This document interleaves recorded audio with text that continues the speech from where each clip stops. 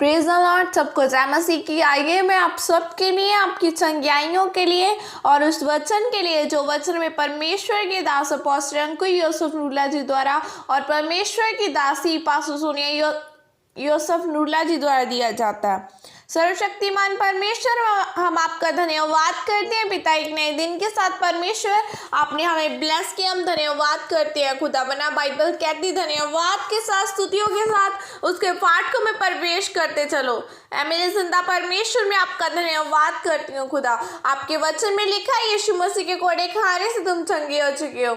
ऐ मेरे जिंदा परमेश्वर, आपके कोड़े खाने से हम चंगे हो चुके, आपके लहू बहाने से हमने शिफा को लिया परमेश्वर। हर एक जन जो आज मेरे साथ जुड़ा यीशु मसीह के नाम के द्वारा चंगाइयाँ इनकी जिंदगी का हिस्सा, हर एक बीमारी आज इनकी जिंदगी को छोड़ के जाती रहे परमेश्वर। आपका वचन कहता है कि बाइबल कहती है कि जीवन का सोता तेरे पास है, तेरे प्रकाश से हम प्रकाश पाएंगे। ऐ मेरे सामर्थ्य परमेश्वर, जीवन तेरे पास है खुदावन खुदा। धन्यवाद करते हैं परमेश्वर। आपके वचन में लिखा है कि अपने मार्ग की चिंता यहोवा पर छोड़, क्योंकि वो ही पूरा करेगा। ऐ मेरे जिंदा परमेश्वर, हमारी खुदावन खुदा हर एक इच्छाओं को परमेश्वर आज आप पूरा करना खुदावन खुदा। हर एक जन जो मेरे साथ जुड़ा यीशु मसीह के नाम के द्वारा इनकी इच्छा पूरी की जाए खुदावन खुदा। तेरा सामर्थ्य इनकी जिंदगी में जाए, तेरा पवित्र आत्मा इनके साथ रहे खुदावन खुदा। तेरा आत्मा इनके साथ रहे परमेश्वर, इनके जीवन बदले, इनके घराने बदले। आपके वचन में लिखा है कि तू बच, तेरा घराना उद्धार पाएगा। इनके साथ इनके घराने बचाए जाए, इनके घराने उद्धार पाए। आज परमेश्वर आपका आत्मा इनकी जिंदगियों में कार्य करे खुदावन खुदा। ये परमेश्वर जो भी कार्य करे इनके कामों में बरकत देना, क्योंकि तेरे वचन में लिखा है कि मैं तेरे हाथों के कामों पर बरकत दूंगा। है मेरे जिंदा परमेश्वर, इनकी जिंदगियों में से हर एक गंदी स्पिरिटें ने छोड़ के जाती रहे खुदावन खुदा। जिस कार्य के लिए ये सब चुने गए यीशु मसीह के नाम के द्वारा इन्हें अपनी बुलाहट पता लगे, ये वो कार्य पूरे कर सके यीशु मसीह के नाम के द्वारा। डिवाइन रिश्ते, डिवाइन हेल्पर इनकी जिंदगियों में एंटर करे यीशु मसीह के नाम के द्वारा।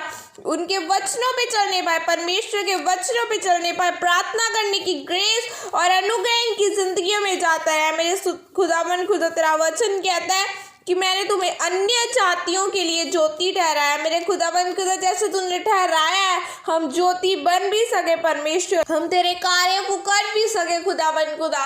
जो अन्य लोग नहीं कर सकते परमेश्वर, तेरे लोग कर सके वो कार्य खुदावन खुदा। आज परमेश्वर हर एक जन को तेरे पवित्र और सामर्थ्य लहू में कवर करती हूँ परमेश्वर।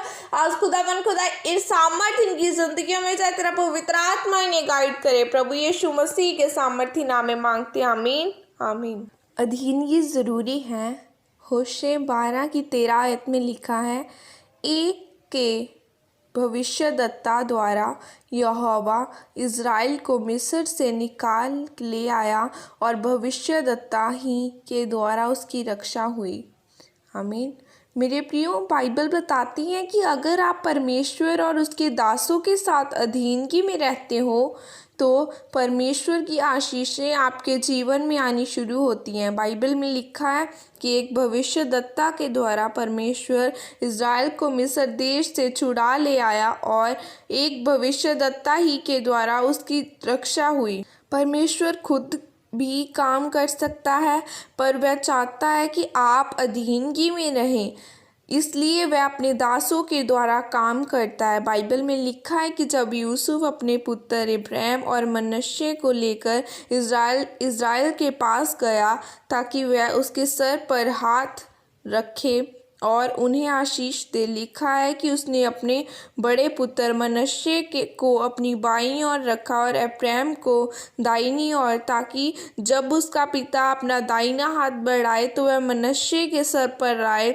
पर लिखा है यूसुफ ने अपना दाहिना हाथ इब्राहिम की ओर बढ़ाया और अपना बायां हाथ मनश्शे की ओर सर पर रखा।